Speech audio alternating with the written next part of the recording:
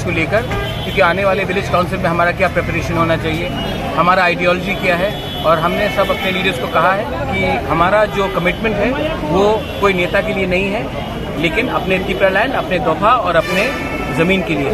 तो ये बात मैंने क्लियरली बताया है और हम रेडी हैं आने वाले इलेक्शन में।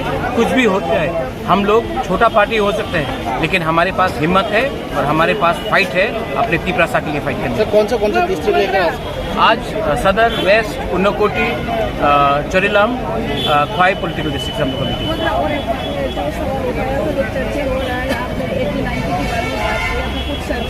क्या 80-90 तो 80 की दंगे के बारे में आप कुछ बोल रहा है ऐसे न्यूज़पेपर में? हम हर न्यूज़पेपर को रिएक्ट नहीं करता है। सब लोग जानता है कि हम कम्युनल नहीं है और मैंने कहा कि 80 का दंगा ऐसा नहीं होना चाहिए, मैंने ये बोला। लेकिन इन लोगों को जो लिखना लिखने दीजिए। मैं तिपरासा के वोट से आया हूँ और मैं तिपरासा के लिए बात कर रहा हूँ।